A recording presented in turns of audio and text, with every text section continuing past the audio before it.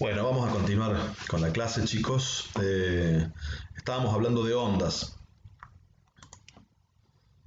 Entonces vamos a aprovechar y voy a definir qué es una onda y vamos a empezar a hablar de ondas y sobre todo de qué tipo de onda es el sonido y todo. Entonces vamos a definir una onda como una propagación de una perturbación, o sea, se produce una perturbación y para que exista una onda esa perturbación se tiene que propagar. La perturbación de alguna propiedad del espacio, por ejemplo la densidad, la presión, el campo eléctrico o el campo magnético, implicando un transporte de energía sin transporte de materia. El sonido es generado por ondas mecánicas, entonces, por definición. O sea, ondas que necesitan sí o sí ejercer una fuerza sobre alguna partícula, digamos, y que esa partícula ejerza fuerza sobre la siguiente y así sucesivamente. En el caso del sonido, por ende, es necesario que existe materia, o sea, que existan materias que puedan transportar esa energía de una punta a la otra, o sea, desde la fuente hacia el receptor. Habíamos puesto el ejemplo de un pogo, por ejemplo, en donde está todo el mundo quieto muy juntito, pero si alguien empuja de un lado, esa fuerza se propaga de una persona a otra hasta llegar del otro lado, ¿ok? Bueno, más algo así es lo que pasa con el sonido viajando por el aire. Lo que quiero mostrarles acá es cómo viaja una onda en el agua, con un ejemplo muy sencillo de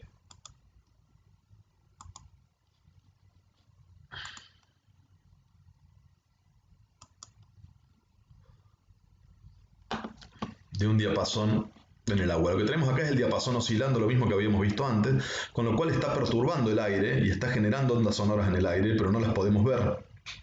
Miremos mejor para este lado que no va a tapar mi filmación. Cuando metemos esto en el agua, ahora podemos ver cómo la perturbación del diapasón empieza a generar ondas en la superficie del agua. Cuando empuja para este lado, se genera una cresta, o sea, el agua se genera una ola hacia arriba y cuando libera para este lado se produce un valle. O sea que se produce, se me hace lío. Se producen olas como si fuesen las olas del mar, ¿no? Cuando viene una ola del mar viene una cresta, que sería la ola, pero después de la cresta viene un valle. Si ustedes se fijan, como la frecuencia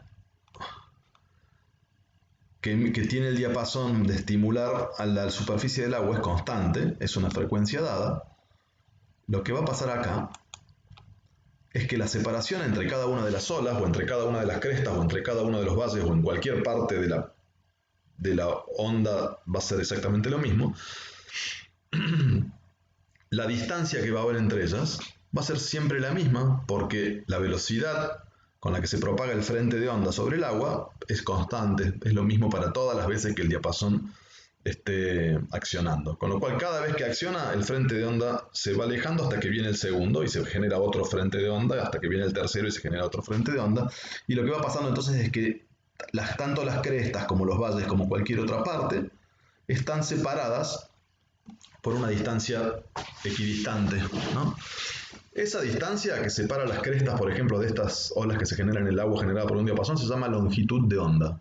O sea, el espacio que ocupa un ciclo completo de la vibración de la fuente que generó esa onda. En este caso, el diapasón que apriete, suelte y vuelva a apretar al mismo lugar. ¿Okay? Si largamos de la cresta, está apretando, suelta y vuelve a apretar. Si lo medimos del reposo, sería apretar, volver y volver al reposo. Un ciclo completo del movimiento del diapasón. Como este ciclo lo repite varias veces, los frentes de onda entonces se van alejando unos de otros y se van alejando, cada ciclo se aleja una cantidad de centímetros, ¿no? Y el espacio que ocupa un ciclo completo de la onda, que separa a una cresta de otra cresta, a un valle de otro valle o cualquier parte de la onda con su misma parte, se llama longitud de onda. O sea, como su nombre lo indica, es una longitud y se expresa en medidas de espacio, como metros, centímetros. La longitud de onda lleva unidades espaciales, ¿no? De longitud. Es complicado entender la longitud de onda muchas veces, sobre todo cuando está en el aire y con ondas sonoras que no son transversales como acá las del agua, sino longitudinales como vamos a ver enseguida.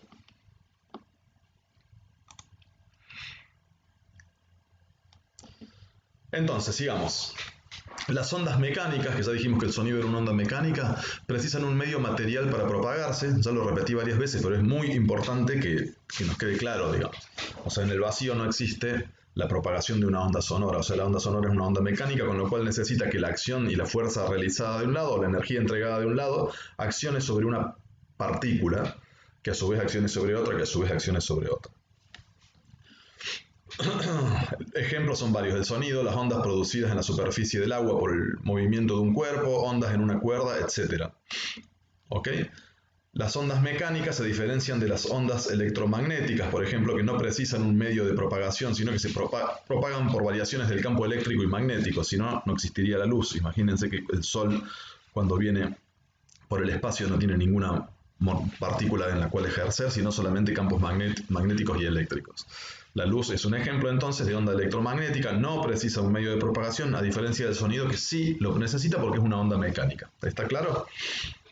Acá tenemos de vuelta el ejemplo que produce cuando cae una piedrita en el agua y produce ondas. Y acá también podemos ver, si se fijan, sigan el mouse, que la diferencia entre las crestas o los valles es equidistante. O sea, podemos medir tranquilamente, si agarramos una regla, la longitud de onda que sería entre el pico de una cresta y el pico de la otra.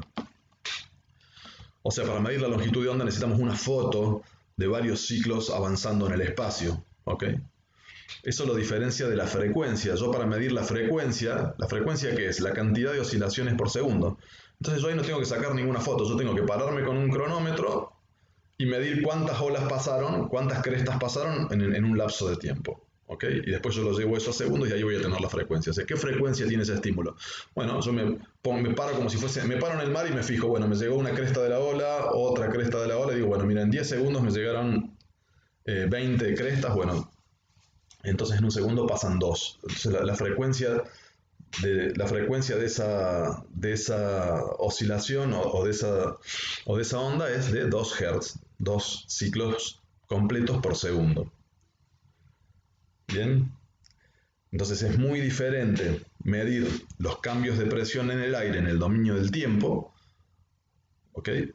Que nos va a dar eso, valores de frecuencia, o el periodo, por ejemplo, cuánto tarda en producirse una oscilación completa. Eso es la definición de periodo. El periodo, entonces, es el tiempo que tarda un sistema, el diapasón, por ejemplo, en hacer una oscilación completa. Tac, tac, y volver al mismo lugar de antes. Se puede medir también desde las crestas, desde la zona de compresión, desde la zona de rarefacción o descompresión, o desde la zona de equilibrio, da lo mismo, porque ya dijimos que este tipo de oscilaciones generaba oscilaciones periódicas. Bien, en el caso de las oscilaciones periódicas, yo en cualquier lado donde decida medir, puedo medir, bueno, ¿cuántas oscilaciones completas tengo en un segundo? Voy a medir la frecuencia en hertz, o sea, oscilaciones por segundo. Y puedo medir cuánto tarda una oscilación completa, eso se llama periodo. El periodo entonces es el tiempo que tarda un sistema vibratorio en hacer una oscilación completa. Y la longitud de onda es completamente distinta, porque ya no estamos hablando de tiempo. Bien, el periodo, su nombre lo indica, es tiempo, y la frecuencia también, siempre se habla de tiempo.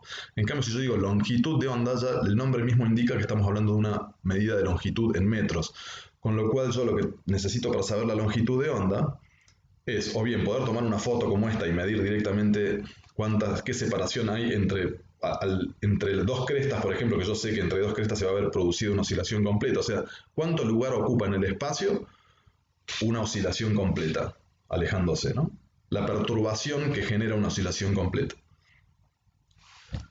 Eso va a depender principalmente de dos cosas. Vamos a volver al videíto este del diapasón. ¿De qué va a depender la longitud de onda entonces? Y bueno, va a depender de la frecuencia con que el diapasón en este caso esté activando el sistema, ¿ok? Perdón. Si yo tengo un diapasón que me tira un frente de onda y tiene una frecuencia rápida, tira un frente de onda y apenas se alejó un poquito está tirando el segundo, con lo cual la distancia entre los dos picos va a ser chiquita. Si yo tengo una frecuencia lenta, yo tiro el primer frente de onda y tiro el segundo, y el primer pico ya se va a haber alejado del segundo porque la frecuencia en la cual estoy generando es menor, con lo cual la longitud de onda va a ser mayor. O sea, a mayor frecuencia, menor longitud de onda. A menor frecuencia, mayor longitud de onda. ¿Ok? Yo voy a dar el jueves, no este jueves que voy a subir la clase, el jueves que viene vamos a hacer una videoconferencia en donde voy a estar yo 1 o 2 horas, bueno, o el tiempo que sea necesario, lo haremos por Zoom, para, para hablar esto más en vivo y en directo y resolver las preguntas de los que tengan dudas con respecto a esto, porque es algo básico y muy importante que entendamos bien antes de seguir con el curso. El tema de la longitud de onda, la frecuencia, el periodo. ¿Ok? ¿De qué va a depender también la longitud de onda? O sea, la longitud de las dos crestas. Y bueno, va a depender de la velocidad con que esta onda se propaga en este medio. En el caso del sonido sería de la velocidad del sonido. De nuevo, ahora tenemos siempre la misma frecuencia. Yo hago una perturbación, se me hace lío.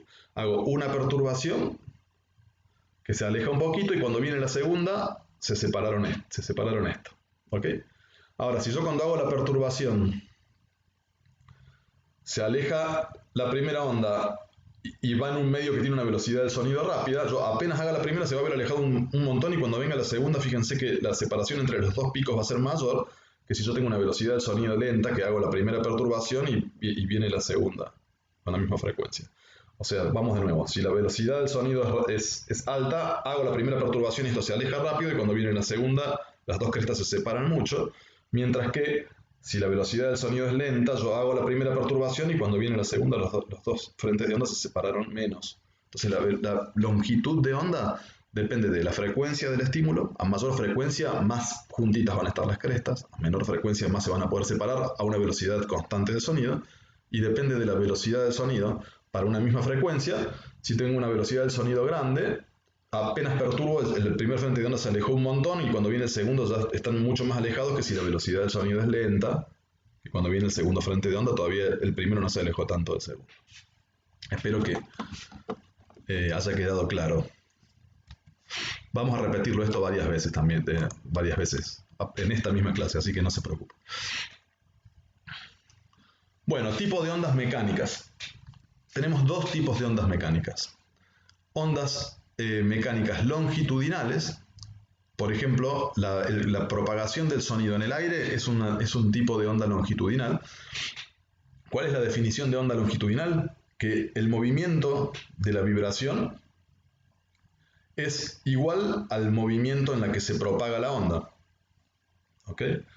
A diferencia de una onda transversal en que las partículas vibran en una dirección y la onda se propaga de forma perpendicular al movimiento de la partícula. Eso sería, por ejemplo, las olas del mar.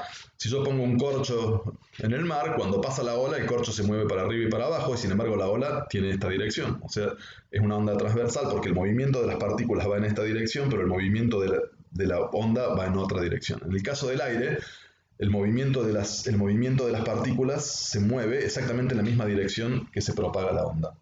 Bien, ahora vamos a ver unos ejemplitos de esto, así queda claro. Los tenía por aquí. Este es el diapasón.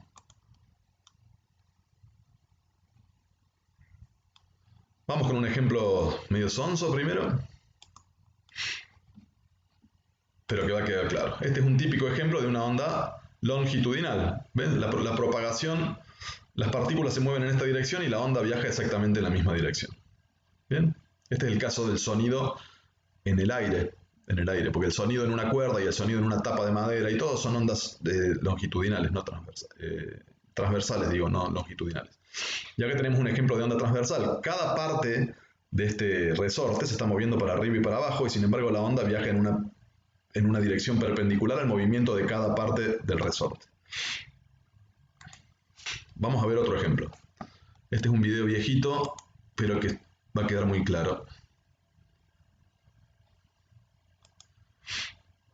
Todos estos videos les recuerdo que están en la clase que ustedes van a tener y lo van a poder ver tranquilos después en su casa. Entonces acá estamos viendo un ejemplo de cómo es que se produce una onda transversal. Bien, cada una de las partículas ejerce una acción sobre la que tiene al lado, haciéndola mover en una dirección que va a ser perpendicular a la de la propagación de la onda.